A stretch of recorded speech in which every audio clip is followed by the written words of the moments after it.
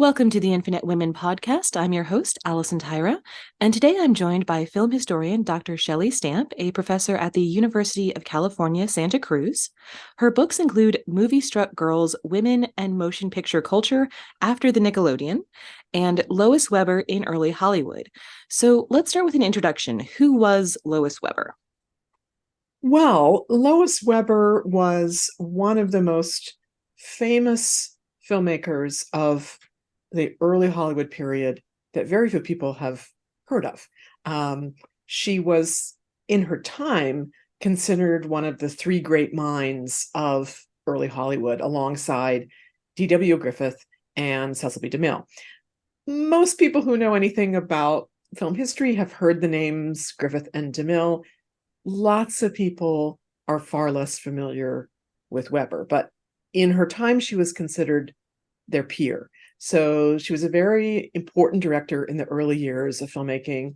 And her career is particularly interesting because it spans some of the earliest filmmaking before it was even based in and around Hollywood and Los Angeles in the US, right? She was based in New York originally, making short films, and then extends all the way into the sound period in the early 1930s. So she's got an incredible long arc of a career where she experienced all sorts of changes in that period, having to do with the kind of rise of Hollywood as a production center in the US, the incredible flowering of creative talent there, particularly women directors and screenwriters, the demise of that, the coming of sound, the rise of the sort of Hollywood studio conglomerates. So her career is really interesting in that respect, in the kind of arc it has, and for a whole host of other reasons that I'm sure we can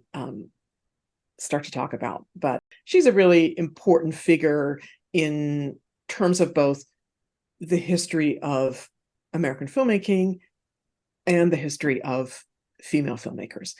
What sets her apart from Griffith and DeMille, her peers at the time, is that she was also a screenwriter, and she wrote almost all of her films, and also a performer. She acted in most of her early film, almost all of her shorts, and some of the features. She stopped acting when she really got, it was too much to write and direct and act all of her features.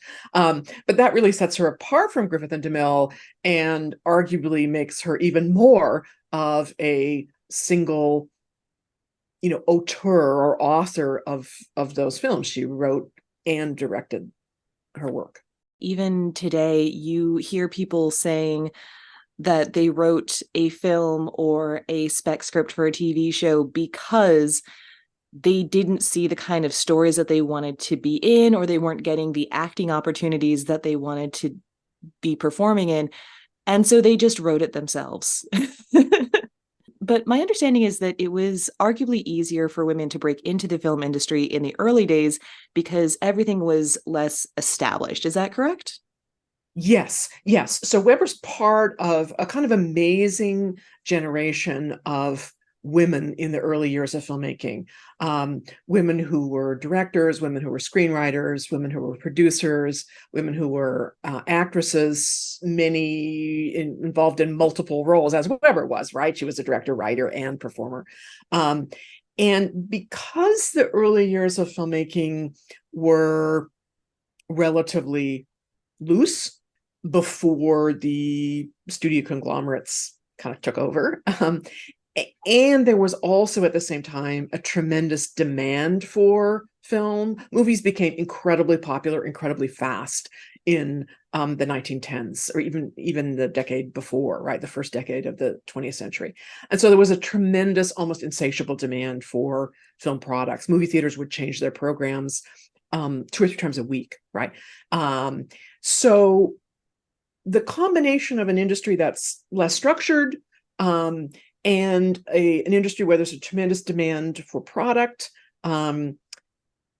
means that there's opportunities for lots of people who have some creative ingenuity. Some of these people had experience in the theater, as Weber did, right? So she's got a kind of background in performing from the theater. She brings that to film, begins writing, begins directing. The other thing that happened during this period is that the role of the director that we now is so established in our minds what a director does, that was far less established in the early years. So it was very easy for people to move between roles, as Weber and many women did, right? Acting and writing and what we would now think of as directing, but might have at that point meant figuring out where to put the camera and giving some other performers some pointers on what they should do and not do in the scene and things like that, right? So yes, Weber's part, she's not a lone woman in early Hollywood. She's part of a whole generation of creative women that were really important to the early years of filmmaking, particularly in the US, but there's other international examples, but particularly in the US, there was a concentration of female filmmakers that were really important in the 1910s in particular, right? When the industry's getting established, when Hollywood's getting established, when feature films are becoming the norm, all of that, women are really important in that moment. And I believe it also helped that she was collaborating, at least at first, with her husband. So if there are folks who only want to deal with a man, she can just throw him at them. And I believe Alice Guy Blaché, who was another early filmmaker, also, worked with her husband, and it was an established pattern for their company that, he would deal with the people who didn't believe a woman could handle business while she was, doing the actual work of producing the films. Yes, Weber worked. There's a number of male female husband wife collaborative teams in this early years of filmmaking, and Weber and her husband Philip Smalley did work together at the beginning. I believe that she was the dominant creative partner from the beginning. She wrote the scripts, they acted in them together, they co-directed their early shorts, but given that she went on to be the sole director of the feature films, I really do think that she was the sort of creative lead from the beginning, right? And I think that she was very vocal about being a competent filmmaker and being a competent writer and being a competent businesswoman, right? I don't think she hid behind Smalley in that sense. But I do think that her persona as a married middle-class white woman was really important. She had a kind of respectability that comes with that persona of being a white middle-class married woman that helped her, I think, navigate the Hollywood industry, helped her navigate business, and helped her navigate some of the really challenging, controversial subject matter that she tackled in her films. I think that she really leaned into that persona, particularly in the kind of early years of her fame.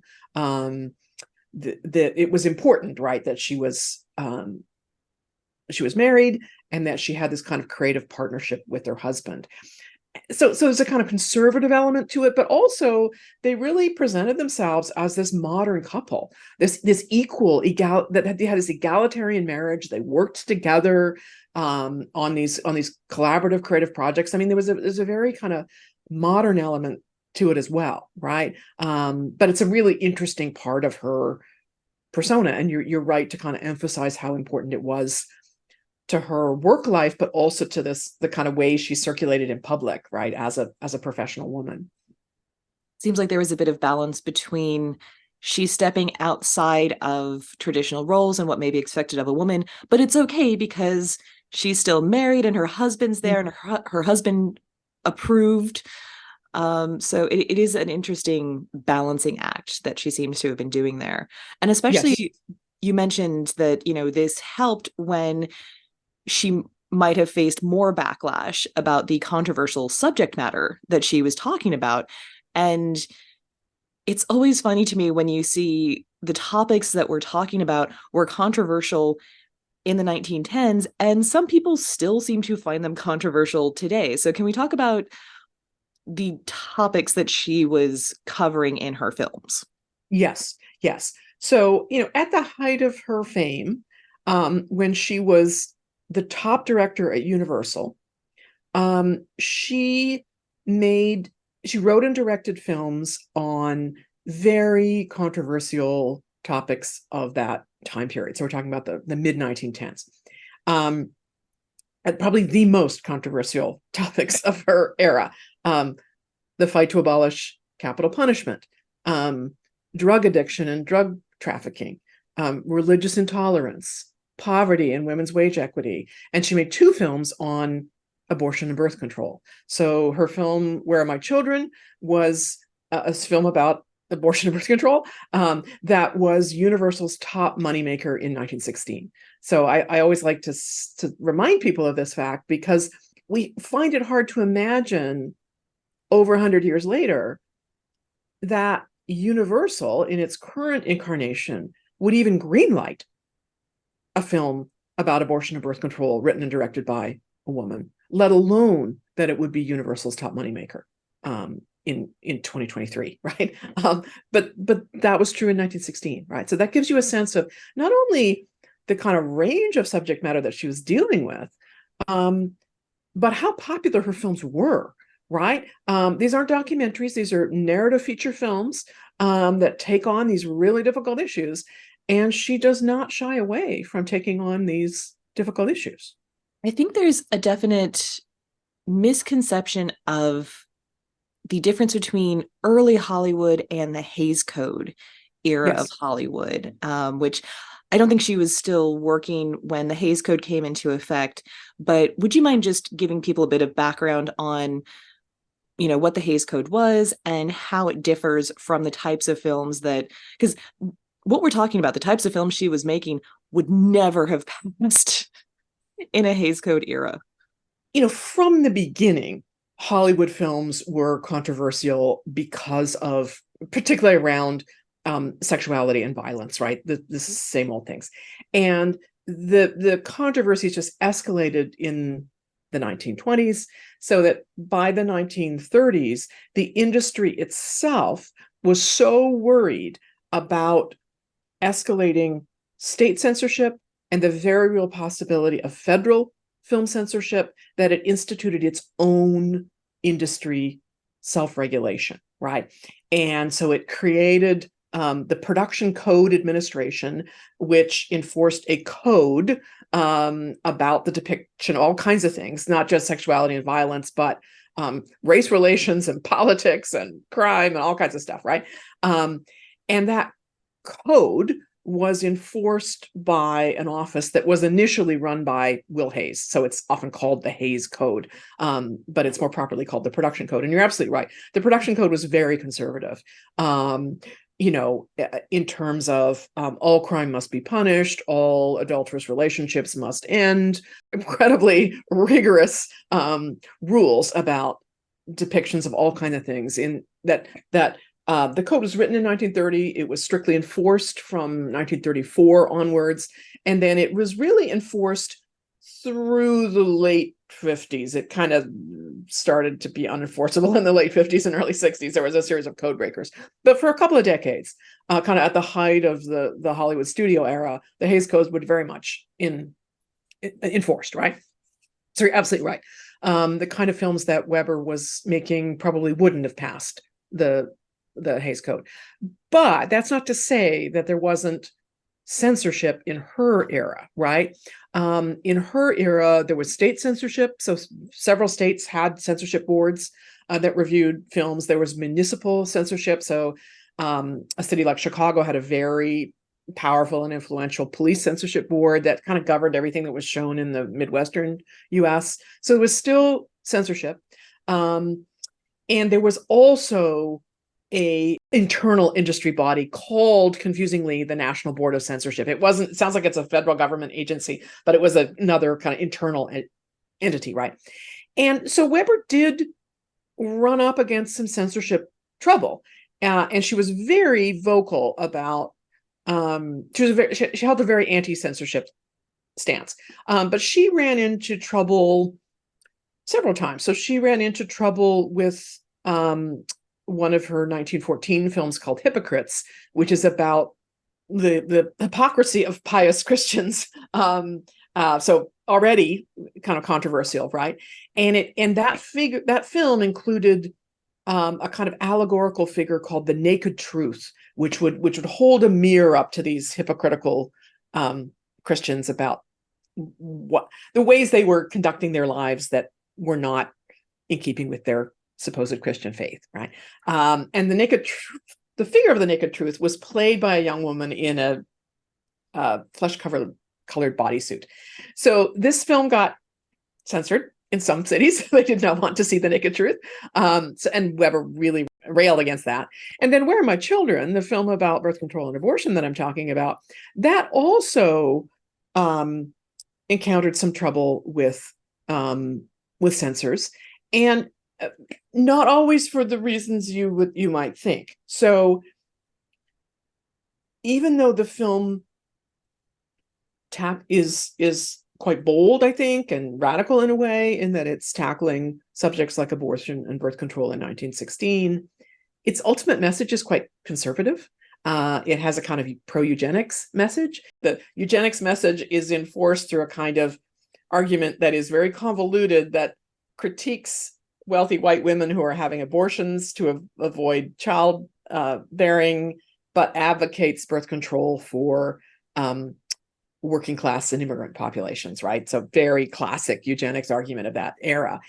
And so that film ran into trouble with the National Board of Censorship, the industry self-regulatory body, because they thought they called her out. They said, you're including medical misinformation about abortion. You are confusing contraception and abortion in a way that is not correct. And so they did call her out. They didn't. The film continued to play and obviously did very well at the box office. But she did not escape censorship or regulation in her day.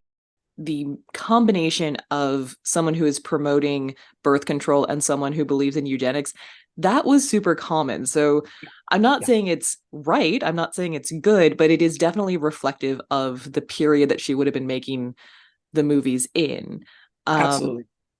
But we do need to remember also, she wasn't doing this just to be shocking. It was more that, she saw the potential or the power of film to influence people, and she really wanted to use that. Yeah, absolutely. And this is, I think, another way in which she was very forward thinking about cinema, and another way that she distinguished herself from Griffith and DeMille, right? So the three of them were really interested in the mid-1910s to establish cinema as a legitimate art form, right? And alongside the theater, alongside literature, right? And really establish it as a legitimate art form. And the way Griffith and DeMille went about that is to make historical dramas, literary adaptations, biblical stories, like very kind of highbrow culture. That they lean into that as a way to establish film's status as a legitimate art form. Weber kind of went the other way, which is to kind of embrace the popular possibilities for cinema. So she compared her films to both the editorial page of a daily newspaper and sermons, right? And so she really thought of herself as sermonizing or editorializing on these issues that she was dealing with, the really difficult, troubling issues, right? And I love the comparison to the newspaper editorial page and the sermon, because it gives us a sense of both how she saw the intimacy of cinema, like a sermon delivered to a congregation, but also she clearly understood the mass media element of cinema, like a mass circulation daily newspaper. Like she understood that she was sort of preaching in this intimate way to a mass audience. And she also called cinema a voiceless language. And by that, what I think she meant is that cinema, maybe unlike daily newspapers of that day, was accessible to everybody, right? Even people who didn't have a command of English, even people who didn't read well, could go to the movies and get introduced to really difficult stuff like, should capital punishment be abolished? What would that look like? Or what is drug trafficking, and what happens to folks who are addicted to narcotics? All these sort of difficult things that she's dealing with. What's it like to live in poverty? Can young working women live on the wages that they're given? All these sort of questions she really tackled in this quote unquote voiceless language. And so she really embraced the popular possibilities of cinema. She really saw, in this case, I think she's quite visionary in the way that she saw cinema as a modern language. She didn't need to tell biblical stories or historical reenactments or adapt highbrow stage plays to make cinema legitimate and modern. Yeah, I think the highbrow versus popular debate is one that is never going to end, and I also find it silly. So, so let's move on. Yes. Yes.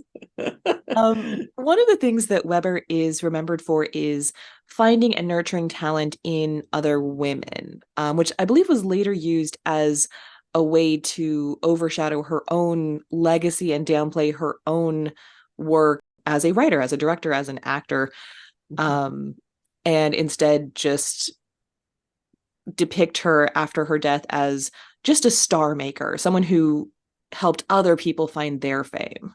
Yes. Yeah. So throughout her career, she really fostered creative relationships with other women. The screenwriters that she did work with when she didn't write her own material, and actresses that she worked with. She really fostered creative relationships with women. And you can see it when she was at Universal. So she's Universal's top director.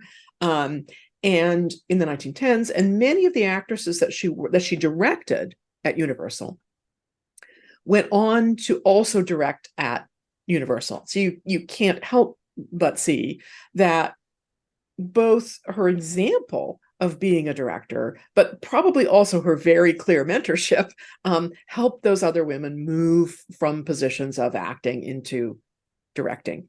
One of her very first mentorship relationships was with the screenwriter Frances Marion, who went on to win, I believe, 2 Academy Awards in screenwriting.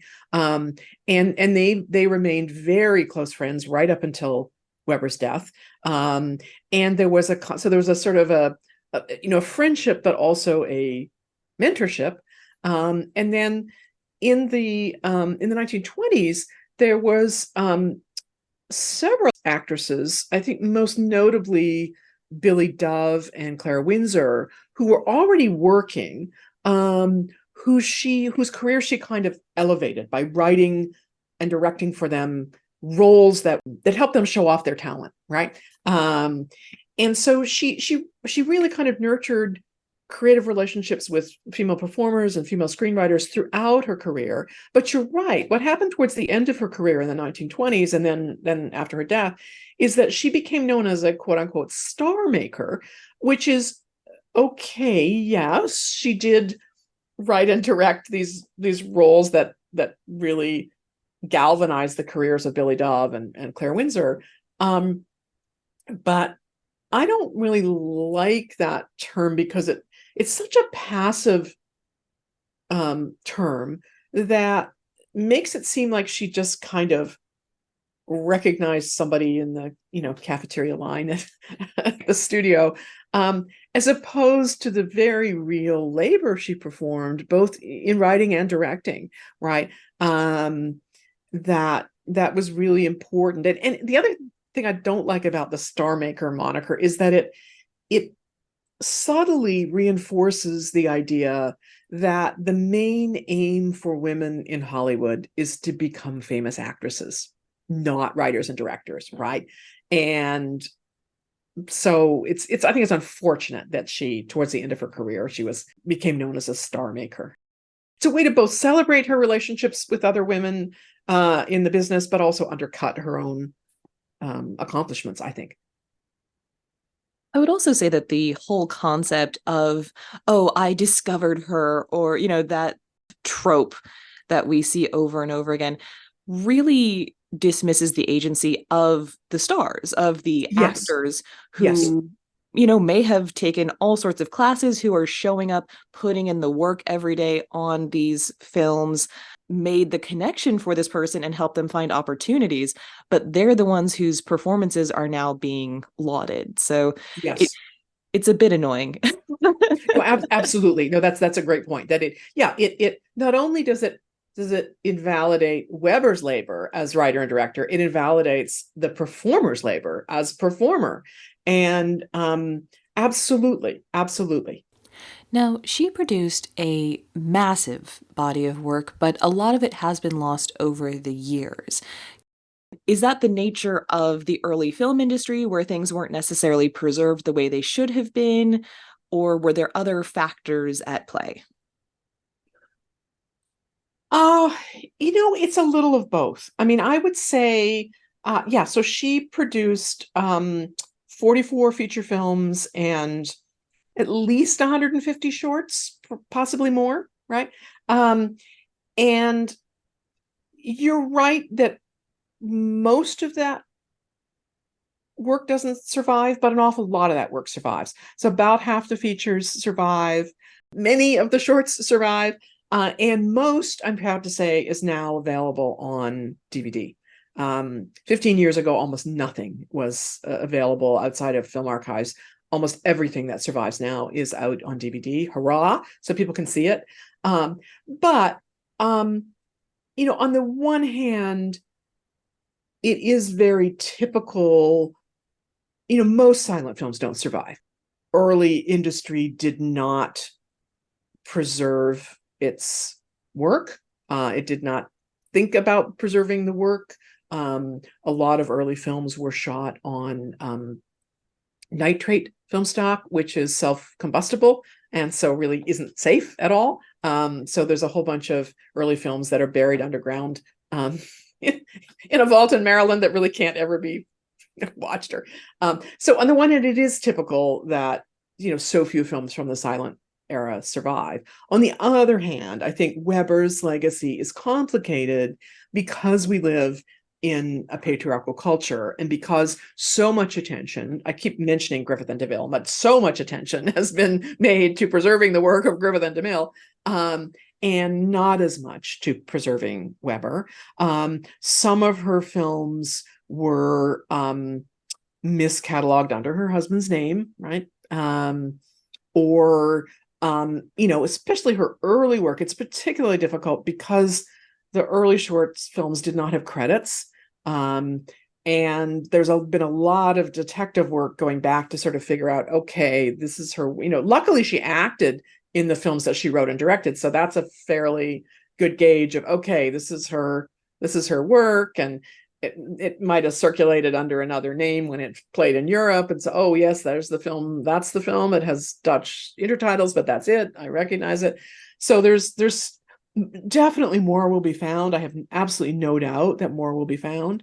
For me, the film I'm most curious about, that I believe survives somewhere, is the very last film she made in 1934, her only sound film called White Heat, which was shot on the island of Kauai in Hawaii, the first film shot in Kauai.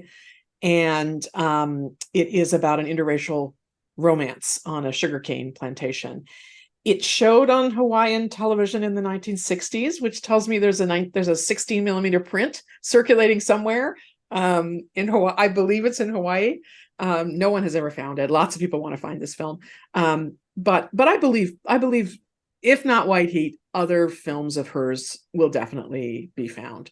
But I am very proud of the fact that so much that we have now circulates in beautifully restored DVDs with musical soundtracks, and so it's much easier to watch and appreciate her work now than it was 10-15 years ago. Now, she was also influential as film really found its footing as a narrative medium rather than just this novel gimmick. Yes, yes. So she begins in the industry in 1910 when the film industry is based in New York and not in LA or Hollywood. And she is at that point making one reel short films. So one reel film's about 10, sometimes 20 minutes, but usually more like 10-minute, very short films. She was writing and directing and acting in one per week. Just an extraordinary output, absolutely extraordinary output. She moved to she worked for a company called Rex that was incorporated into Universal, which was kind of an umbrella company for a lot of little makers in the 1910s. Universal then set up a huge Universal City production facility in LA in 1913. Weber moved west to be part of Universal City in LA in 1913, served as mayor of Universal City briefly.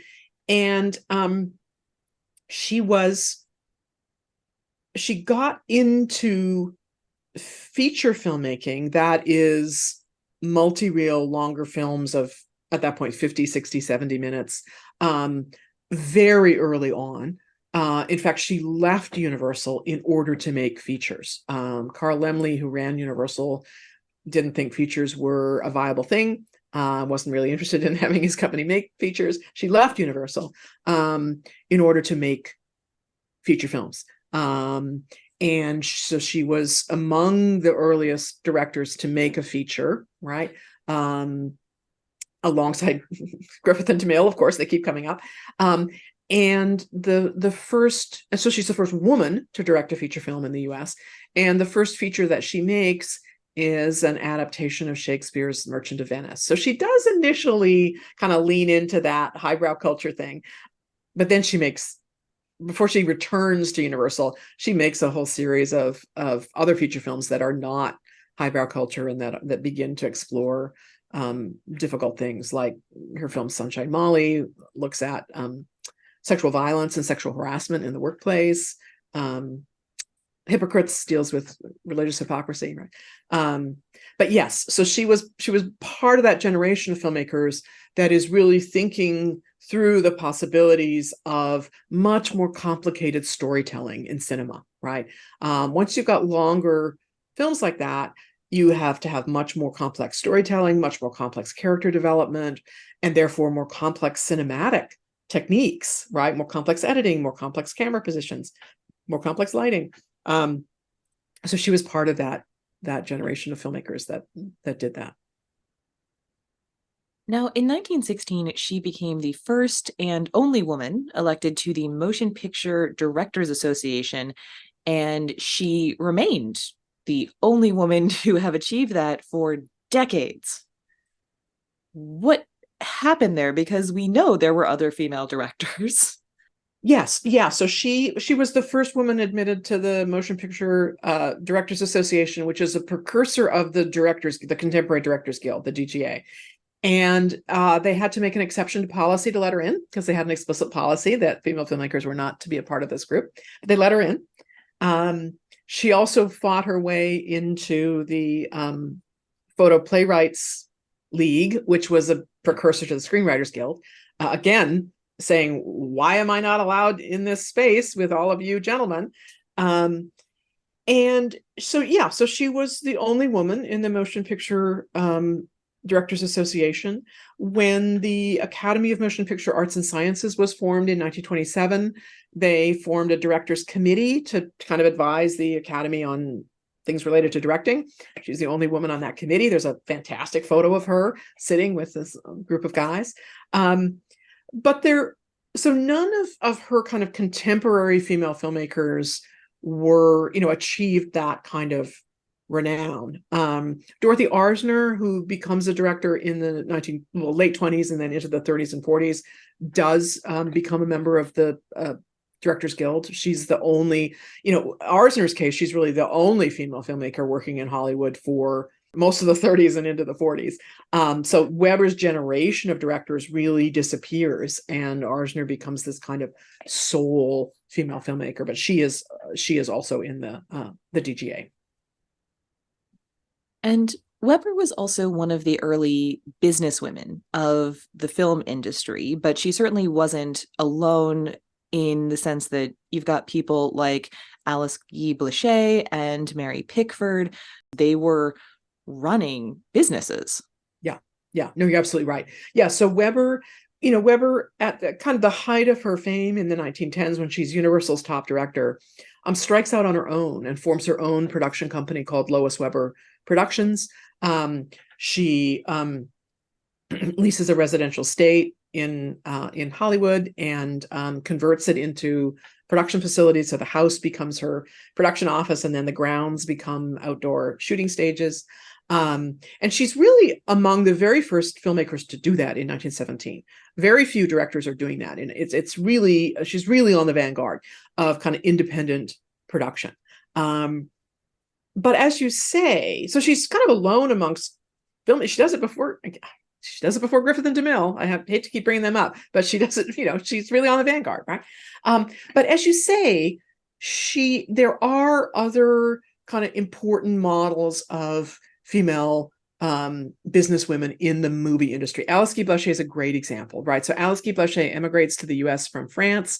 She sets up her Solax company in New Jersey, which has absolutely state-of-the-art production facilities in the early 1910s. So before Weber is really known, Guy Blaché has this incredible production facility in New Jersey that's kind of celebrated in the industry trade press as this, kind of state-of-the-art production facility. So she's running Solax, and then performers like Mary Pickford, and Mary Pickford is the best example. Pickford was an incredibly astute businesswoman during this period. So on screen, Pickford is playing little girls, well into her 30s, right? When she's well beyond 30, she's playing little girls on screen.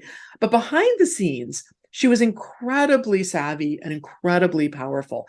So she was, very, very early to demand and get control over scripts and choice of directors and promotions. She was an uncredited producer on a lot of her early films. When she learned the salary that Charlie Chaplin was earning, she marched right into her studio and said, "I'm more famous than him. You got to pay me more than him." So she's very, very savvy about controlling her image, having creative control over the projects that she worked on. And she was one of the founders of United Artists in 1919. So an early independent production company that still survives, obviously, and one of the founding members of the Academy in the late 1920s. So she was very, very Pickford was very, very savvy. And she was also kind of set the tone for other actresses in the mid to late 1910s. Other actresses watched what Pickford was doing, and one commentator at the time said there was a kind of her own company epidemic, in the sense that so many actresses decided, I need to have a production company too. Look what Mary Pickford's doing, right? And so there was a kind of her own company epidemic, which was good, in the sense that actresses were starting to assert creative control, use their fame to assert creative control over the work that they were doing, which is terrific. I just love that when a woman takes control of her career and starts a company, it's an epidemic. Yes. Yes, it's pathologized. Yes, exactly. And Pickford also established the Mary Pickford Company in 1919 that was devoted exclusively to producing films that United Artists distributed. And then she and Fairbanks produced and shot their films after 1920 at their jointly owned Pickford Fairbanks studio. So the idea that, she was just one of multiple co-founders of United Artists, and it's like, no, she she was a boss. Yeah.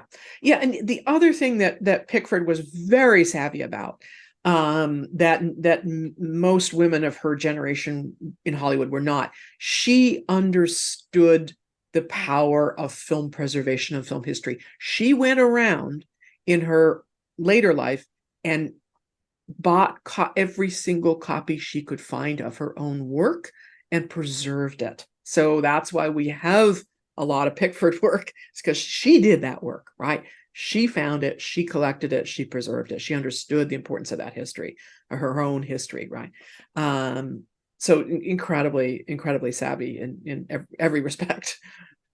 Well, I wonder if she learned from what happened to Alice Guy Blaché, who, Mm. before she came to the US, she was working for a company in France where, after she left, they basically tried to erase all of the massive body of work that she had produced. They tried to erase her name from it, and she had a really difficult time even remembering because she'd produced so many films. Um, she had a hard time even remembering for herself and trying to make a list Yeah. of all the ones that she had worked on, much less actually getting recognition for it. So I wonder if Mary Pickford might have seen that and said, that's not happening to me. Yeah. Yeah. I would not be surprised at all. Yeah. Yeah. And Alice Guy Blaché is famous for, challenging the first historian of French cinema to say, why am I not in this history you've just written?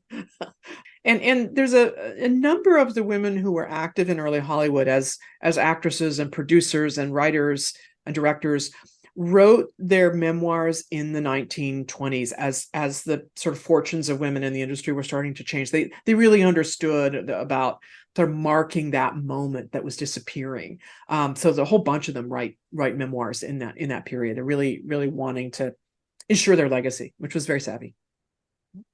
Now, going back to Lois Weber, her style changed after she struck out on her own and founded Lois Weber Productions in 1917. So what changed? This is a really interesting question because Weber herself said, so she's at Universal, she's Universal's top director, she's making these hugely popular and controversial films on abortion and birth control and capital punishment. She strikes out on her own and she says, I'm not going to make those heavy dinners anymore, right? And she makes a whole series of films, first on kind of bourgeois marriage, and then on and then after her later in the 20s, not when she's still not at her production company, she makes a series of films on kind of celebrity and stardom.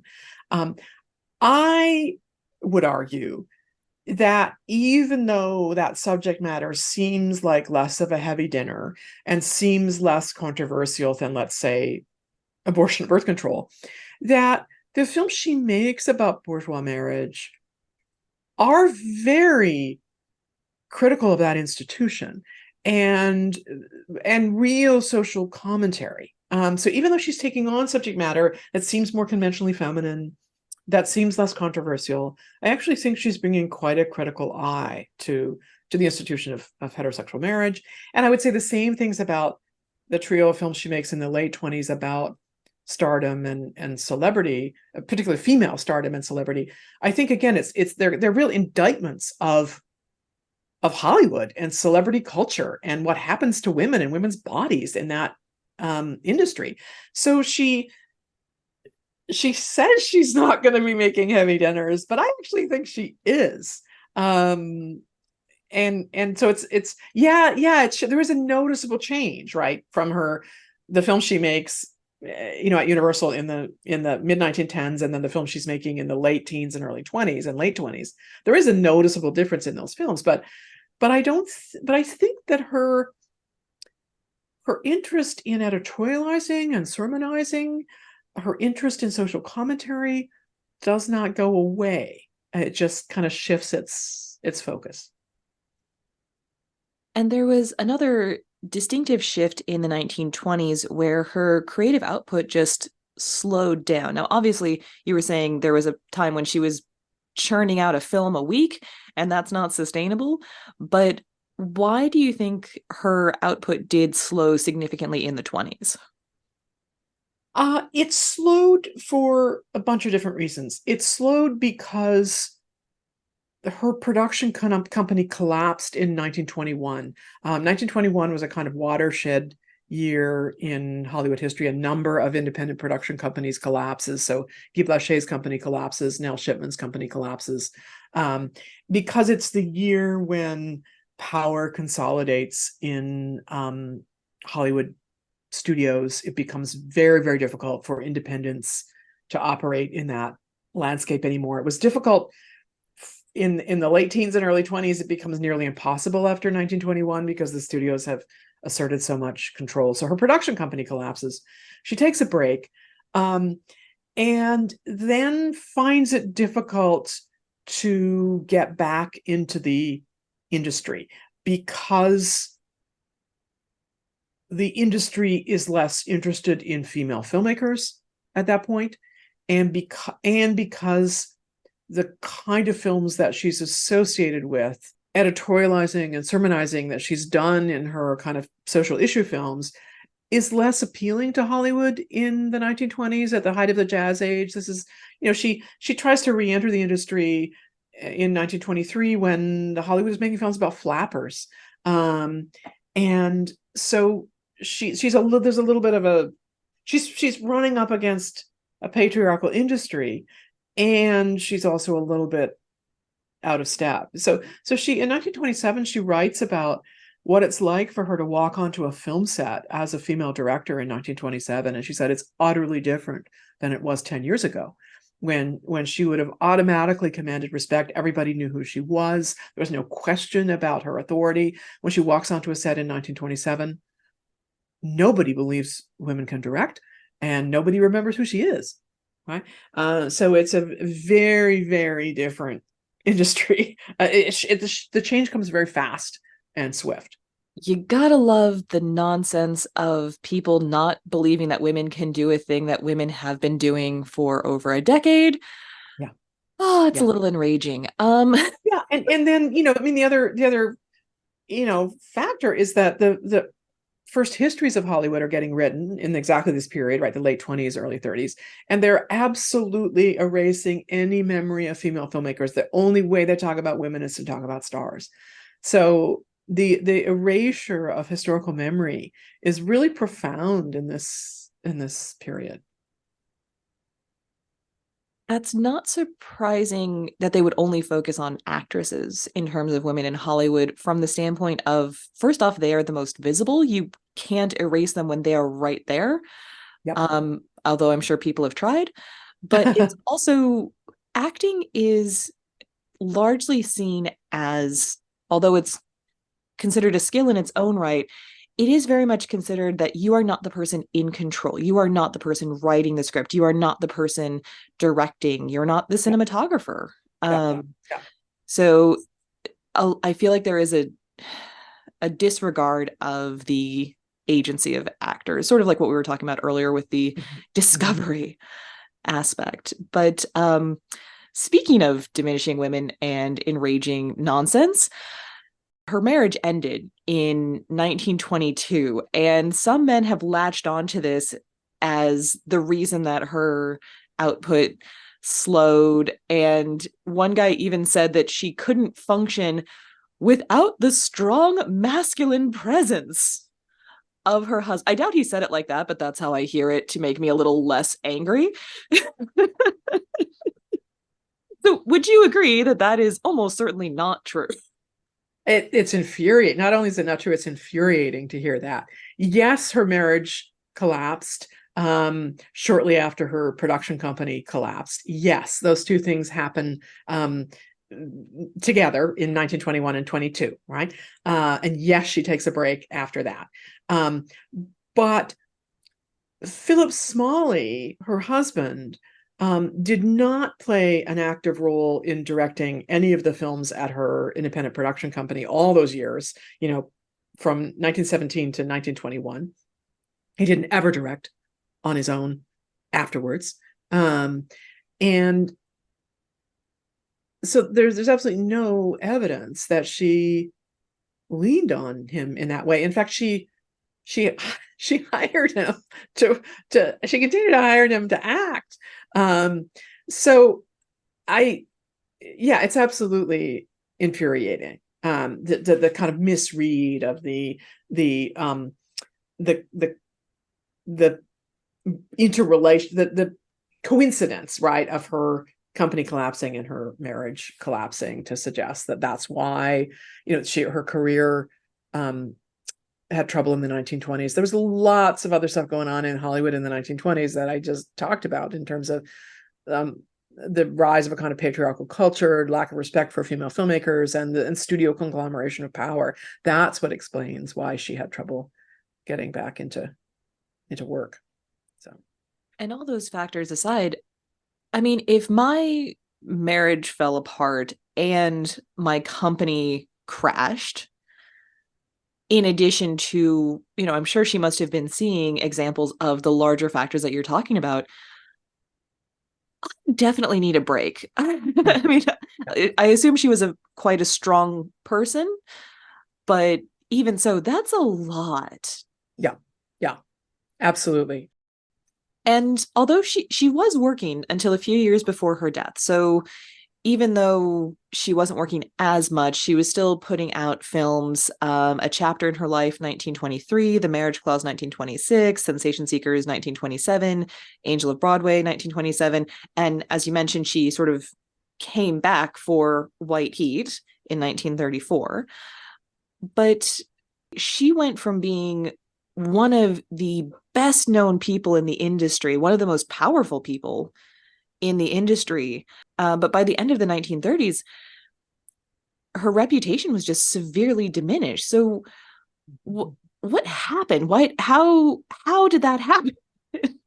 I guess I'm still slightly mystified myself.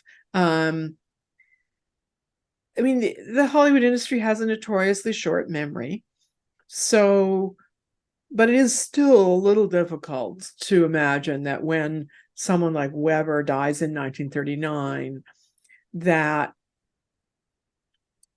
her stature 20 years earlier would have been completely forgotten. Yeah, she even wrote a memoir called The End of the Circle that was supposed to have been published shortly before her death, but it never was, even though her sister was trying to push for the publication. And then it was stolen in the 1970s, which, just from a historical documentation standpoint, seems incredibly frustrating, because you have to think that would have been an amazing record of such a pivotal time in the industry. Yes, yeah, it's an incredible loss.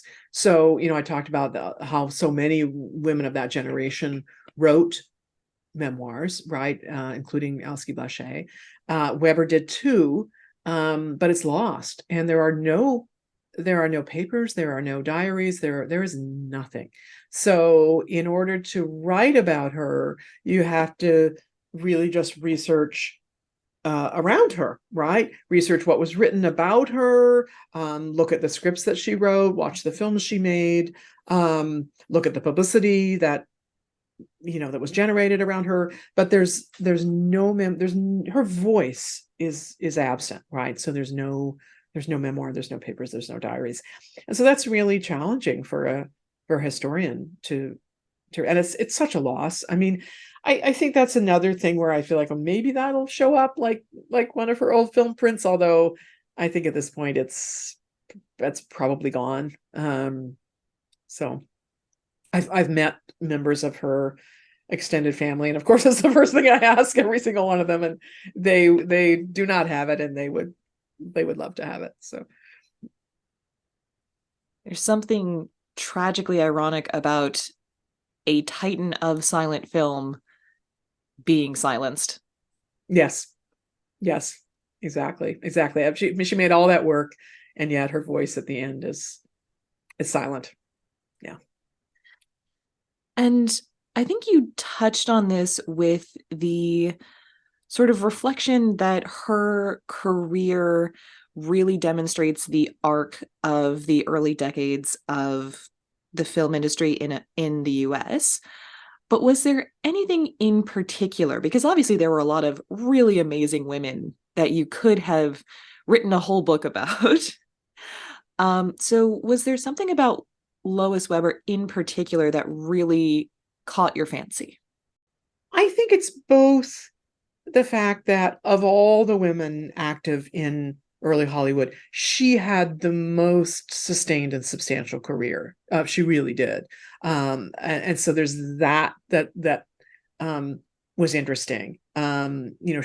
She really directs far more, apart from Alice Guy Blaché, she directs far more films than any American woman over a much longer period of time.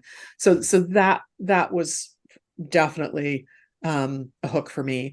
But I think also I was interested. The initial hook for me was the social problem films and dealing with these kind of controversial issues. That really appealed to me as a filmmaker who was taking on that subject matter. And that was the initial spark of my curiosity: is who is this woman that is making two films about abortion and birth control in 1916 and 1917 at the height of the American debates about legalizing contraception? Like, who is this woman?